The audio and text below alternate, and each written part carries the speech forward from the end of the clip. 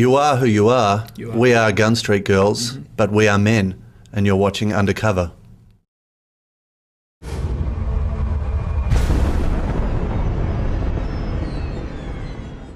Welcome to Undercover, and we are welcoming the two Daves from Gun Street Girls. How are you, boys? Great. You're great? Yes. You're looking very healthy. Just had a coffee. Yes. Yeah. I'm good. Back to punish. Yeah. Now, you've got a new album, and I know you're going to get asked this, and I couldn't find an explanation. Adult Loose? What? Adult Loose is the name of the album. Your responsibility, obviously. I am responsible. It comes from a drunken conversation with a friend about an architect whose name is Adolf Loos. I think he's either German or Swiss or something like that. So. Adolf, probably. Adolf Loos. And L-U-C-E. I was like, oh, Adolf Loos, oh, we're old and we're drunk. And, something like that, you know. But it also has many different connotations you can put. It's just one of those two words that go together. It sounds a bit wrong. Sounds a bit wrong, but it also sounds a bit right, and it also sounds like a really good time. So, if you know what I mean. Yeah. When Dave first suggested the idea, I'm like, oh, it sounds like a porno, man, you know. Like, but, so my point being, it sounds like a good time, you know. But then, I don't know. We just had, that was the best we had in the bunch. And Oh, God. You can tell me all of the ones that you haven't got. No. Nah, I can't remember half. No, I can't remember. They're gone Yeah, they're now. gone. So That you- was it. Oh. That was it. No. All right, there's obviously a story behind that, but all these song titles, it looks like there's stories behind every single one of them, especially, and I'm a huge fan of song titles which have some dude's name in the title or some chick's name in the Okay. title. Yeah. Well, we got two on there, right? Casey's good, the first two, Casey's Good Fortune and Johnny's Down for the Count. Yeah. Stories, which is the better story, hit me. Oh, shit. Without defaming anyone, or you go on Johnny. You put their names in the Casey's. title. Yeah. Well, Johnny's Down for the Count is about a relative of mine who's, dying.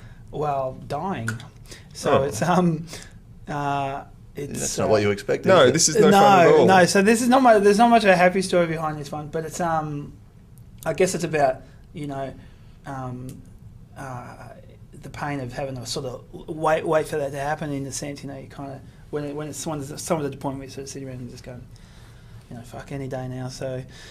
But Casey's is a little bit more funny and humorous, I believe, Dave. Good. Yes. Thanks. Well, I guess because it's an instrumental, you can make of it whatever you want, and the title can be whatever you want, you know, because there's no words.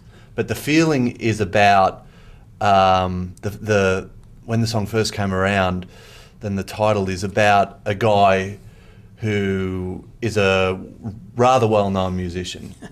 No clues here. And he's a bass player. That's a big clue. Gee, just give us a surname. What? No. Yeah, go. No. And We'll keep it anonymous. I met his family, and it's kind of about nothing, but it's just the title. But his family sort of looks after him, I guess. You know, I thought it was because he keeps rocking up in all these good bands without doing much. he does heaps. He does heaps. Yeah. I'll stop telling that story then. Yeah. All right. Since there's no names attached to this one, the kind of fucker you are. It's about. Hang on, you did write this. Yeah. It's well, you know, obviously no names, but oh God, we can't give much away here. It's about horrible people. Yeah. You know. Yeah. I don't think the lyrics speak for themselves with that one. But it's kind of fun. It's not supposed to be sort of. It's acerbic, but it's also it's also a bit of fun as well. 'Cause if you hear the song, it's a bit of a sort of chug along jig, and we're not that angry, you know. We're not pretend angry, you know. It's just they're actually about people, but you know, it's out in the song now. It's out in the universe. So it's off my chest, and it's everyone else's problem now. So. Right. And look, I like the cover as well. Rooster, we'll call it. Yeah. Yeah, that was a choice. It's a chicken. Yeah. Well, we were. Oh, it's a chicken. Barbara the chicken. It's Oh. called. It is a chicken. I thought it was a big red cock on the cover. Yeah. No? No. Cock rock. No, we were we were looking for when we were having a discussion about album artwork. We were kind of talking about albums we liked and things like J.J. Cale and Little Feat were coming up. Just covers where you had inanimate animal portraits on them, or just weird. Just going, oh, what's that? Like a mascot almost. Kind of. We sort of started looking around for horses, you know, like. But then we said, no, horses have been pretty well covered in rock. So Dave's gone, oh, what about a chicken? Let's get a chicken painting. So I've got online and just put in chicken painting, and we've seen this online, and it just jumped out of the page. Like, oh, that looks fantastic. So we got onto the artist and, got Oh, the- so you did it legit. Oh, Yes. absolutely. No, we got clearance and paid her what she wanted, and and got our chicken. Had she heard of you? Well, she'd heard of us after we'd met. Yeah, so no. Is the answer. So the answer is no.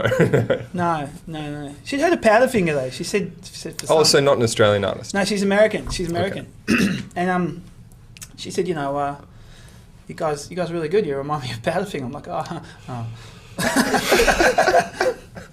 I suppose she had to hear the Yeah. music first, otherwise, she Yeah, can't put it. we've got our own plane with our own decals on it too. She was cool. So that She was means you're really good. retiring also. That's Yeah, good. that's right. Yeah. Yeah. All right, now you recorded this at Sing Sing, yeah? Yep. And you went up and mixed it in Sydney. Yeah. Because there's something particularly Just good in 'cause- Sydney? Well, Albert's Music in Sydney looks after our publishing, Right. and we got a very friendly rate in the mix studio up there, and Now, did you stay up there for a while? yeah, a bit over a week. What are Melbourne boys? I've spent a bit of time in Sydney at the start of this year. What are Melbourne boys? Dyed in the wool that you are, do up in Sydney? Well, this was really different compared to the other times when you go to Sydney to play gigs or stay in the town. The studio's in Neutral Bay, which is a bit north, and it's fancy. It's a bit fancy. It's like South Yarra by the bay or by the harbour. By the harbour. Yeah. And we stayed in this old bed and breakfast type place. It was pretty cheap, sounds very but it was on a beautiful civilised. street, and we didn't go into the city. We just went to work every day, and it was really cool, like to just go somewhere completely different and incredibly beautiful, and stay in this beautiful old house, and then walk up to the studio and work, and then walk through the streets on the way home. There was no one around, didn't go to any gigs or anything like that. It was cool. It was just something really different, and would definitely do it again. So That sounds lovely. it It was lovely time. It's very civilised. Speaking about lovely, you gave the album a run through at the Grace Darling, Yeah. which is obviously not a darling No. pub. Yeah, But this was in June, yeah? Yeah, early July. Right, and so you ran through the whole album in one go. Did you actually learn anything about the songs when you banged them out in front of people, like, as an album? No. They were done. That was it. But it's funny. Half of the songs on that album, when we were doing it, not half, but it was about a good 3 or 4 that still were halfway through a lyric, and listened back to that because we recorded that gig because we actually cut a video for Johnny. Johnny's Down for the Count. Oh, that's there. Out of that gig. Right.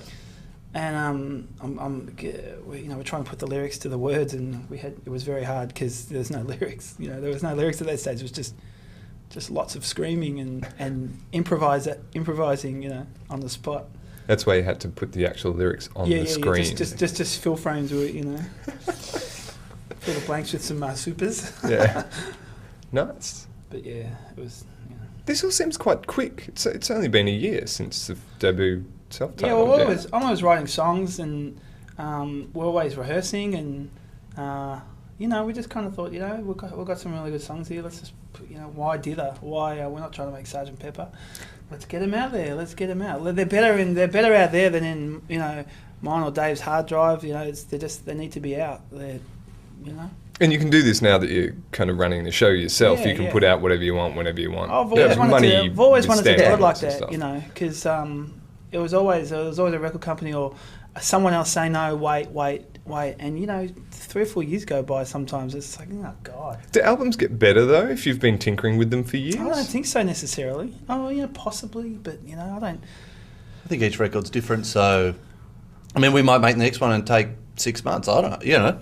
It might require that, or you might want to do that, but the way we approached this one was like, we've got all these songs, let's just go in, and it took like 3 days, and we put ourselves under